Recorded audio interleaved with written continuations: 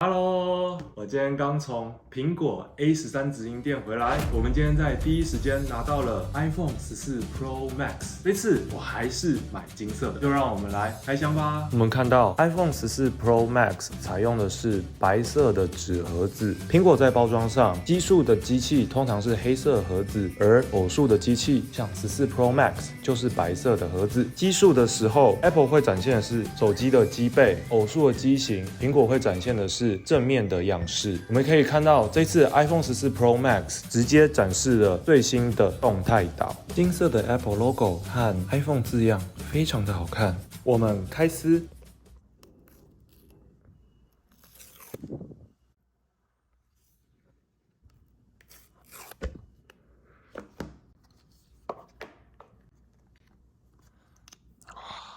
哇 ，so goldish！ 哇，这个金色反光真的很有质感耶，这边框质感真的好好。这次的镜头又更大了。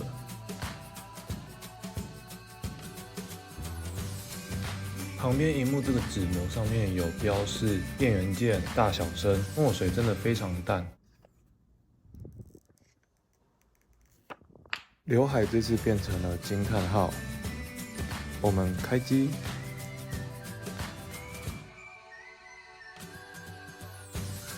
Hello， 你好。Hello。开机后，我们可以马上看到这次最主要的功能——动态岛。欢迎来到黄金海岸，我们登岛喽！这次盒装内附的是 Lightning and Type-C。台湾的有 SIM 卡，还是有附上卡针，还有一张苹果贴纸。这次苹果贴纸下面也换成纸材了。这次的贴纸可惜不是金色的。设定一下我们新的手机，上滑，然后我们语言 English， 地区这边Taiwan， 手写注音 English Additional，OK， Continue， 然后这边是 Wi-Fi， Join Wi-Fi Network， Few minutes to activate your iPhone Data and Privacy， Continue Face ID， Continue Face Get Started。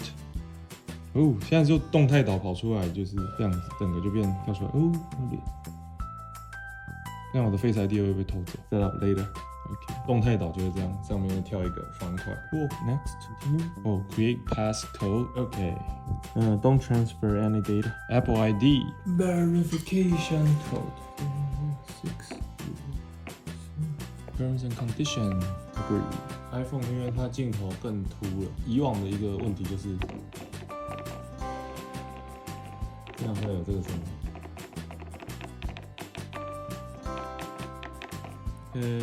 iPhone continue。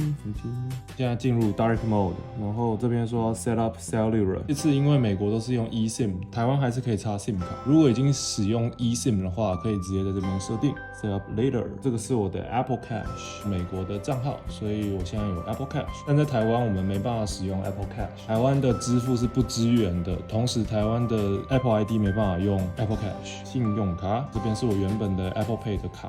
然后我现在 security code 我把它加进去 ，Analytics iPhone Analytics No I don't want to share don't share Emergency SOS OK continue 这次有 car crash 就是我们刚才看到的 car crash Welcome to iPhone Yeah swipe up to get started Yes 那我们的 iPhone 就设定好喽，电话、Safari iMessage 还有 Apple Music。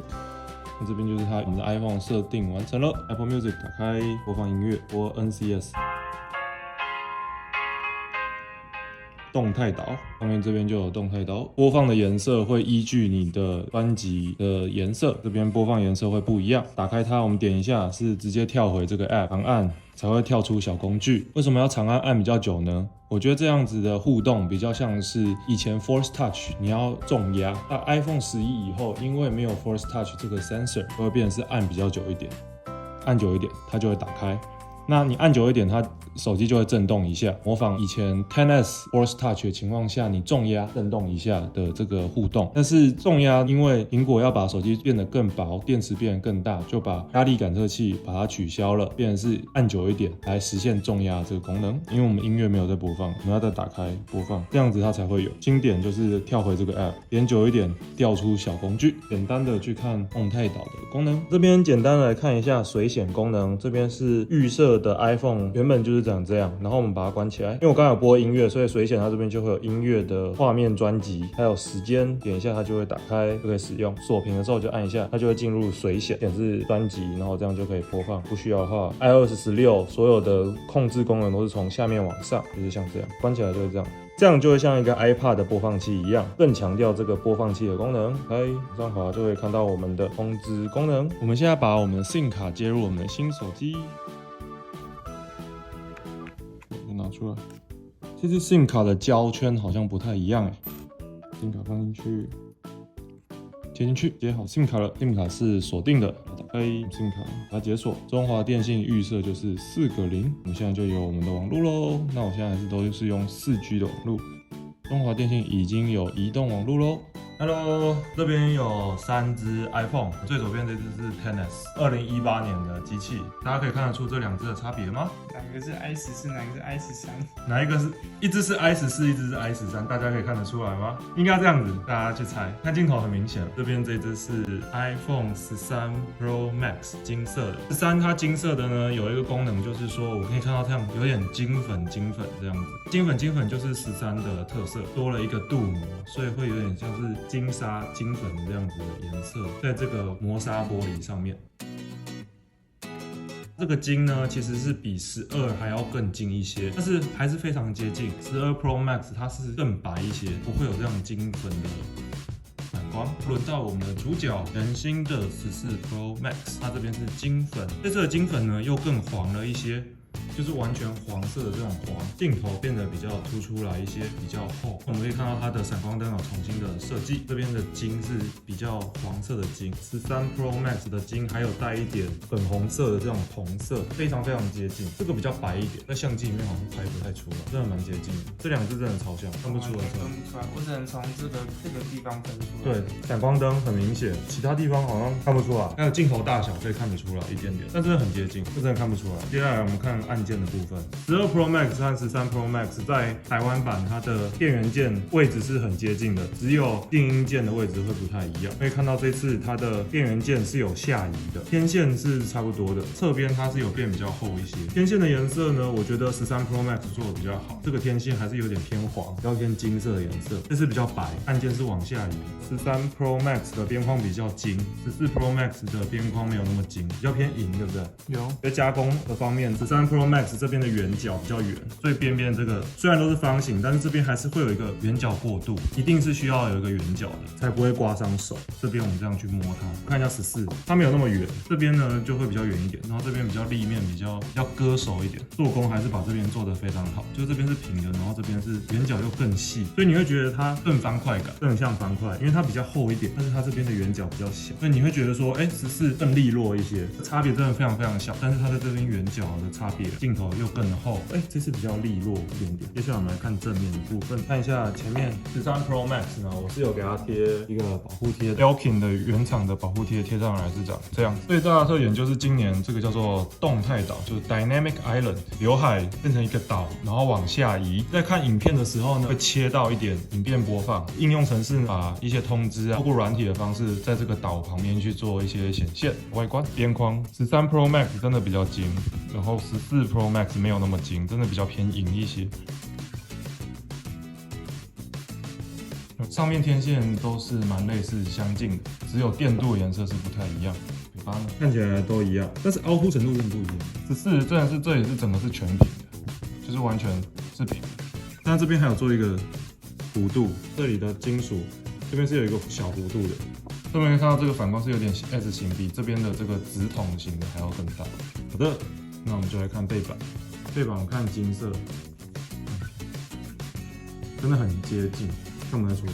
这真的是有点偏一点点红，对不对？比较黄红色这样子，然后又更金一点点。但差异真的太小了，12跟13差异已经非常非常小了，然后13跟14基本上真的是看不出来，角度基本上没有，就是镜头模组大小的差别。个人本身最喜欢的金色还是这个。做工真的很漂亮，而且它的圆角真的很赞，在手上真的是很舒服，像一个玉一样。10S 真的是价格是1年来最贵，但做工我觉得也是1年来最棒的 iPhone。金属硬度啊，我觉得都是做得非常棒。可惜因为它要卖它的高贵感，但是大家是不买单的，大家都是功能取向的，功能越多，相机越强，大家才要买新的 iPhone。简单的分享这3支颜色的差异，橘一点点，橘黄一点，然后这是正黄一些的镀膜的差别。大家可以看得出来吗？